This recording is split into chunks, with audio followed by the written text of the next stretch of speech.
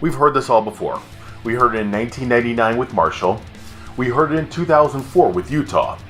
We heard it in 2009 with Boise State and Cincinnati. We heard it in 2010 with TCU. And all of these teams had better arguments than UCF does this year. When you break it down and look at the facts, it's clear as day that Central Florida has no business even being in the conversation for who belongs in football's Final Four. This is Sam from Trash Talk, and today I'm going to tell you why UCF should not be in the college football playoff.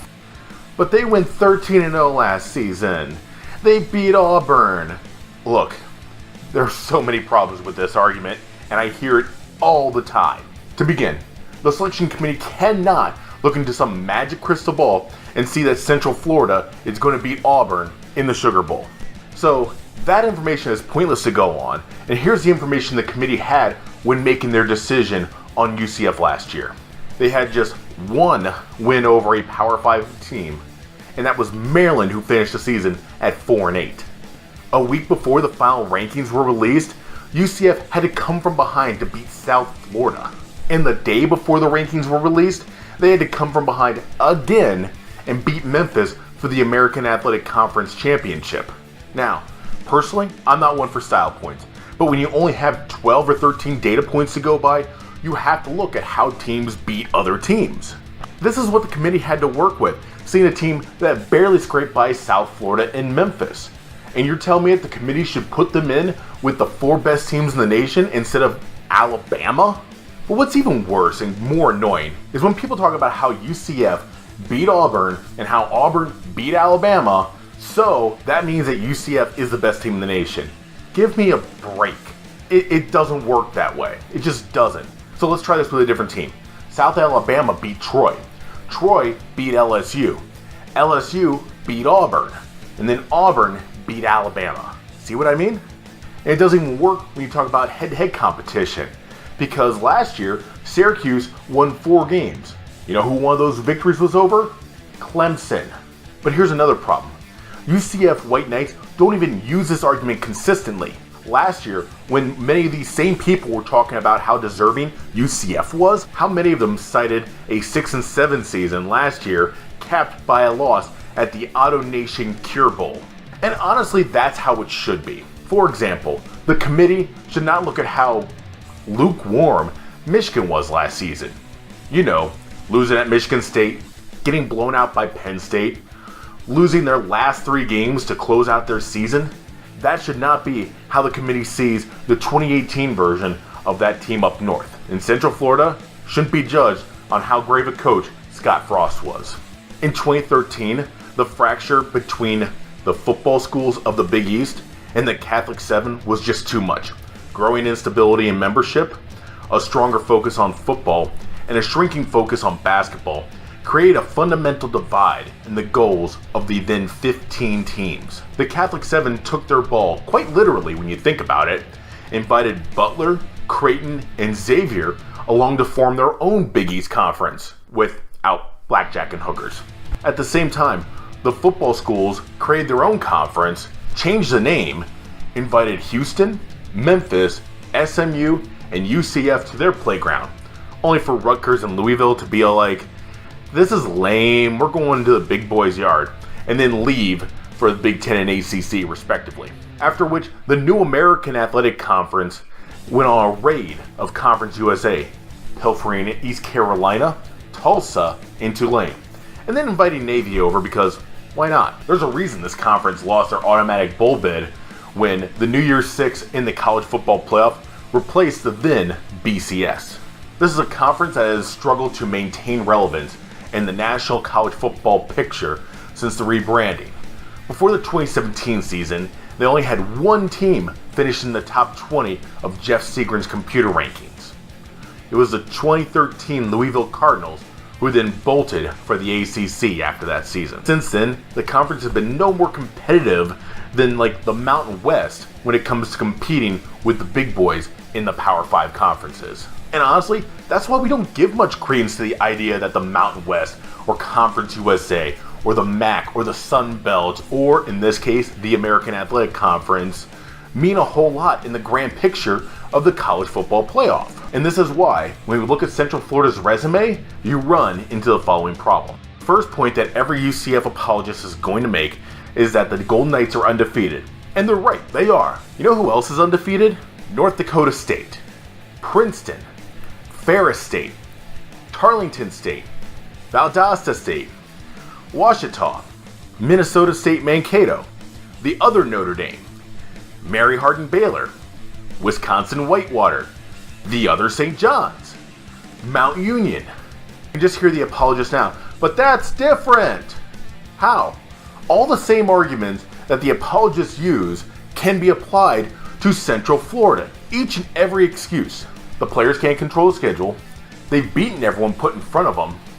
So why not? Why not put them in the college football playoff as well? And this is when they go back to strength of schedule. Because at the end of the day, strength of schedule matters.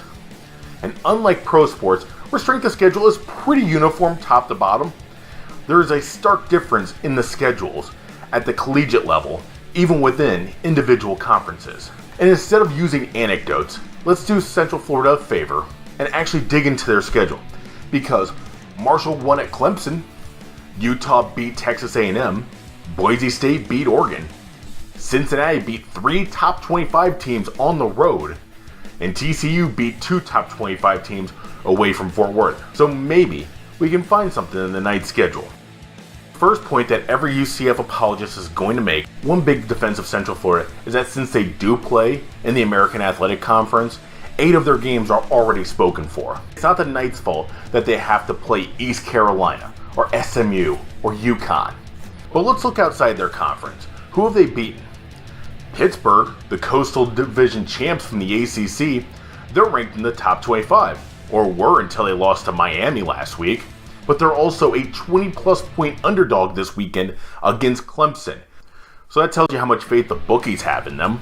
They also have Florida Atlantic from Conference USA, who failed to win this weekend and hence aren't even bowl eligible. And finally, they did shut out South Carolina State, the 231st ranked team in all of Division 1. Good going, guys. The best wins for Central Florida are at home against Cincinnati on national television, Memphis last month, and Temple. So let's compare that to the best wins for everybody ahead of them in the college football playoff rankings.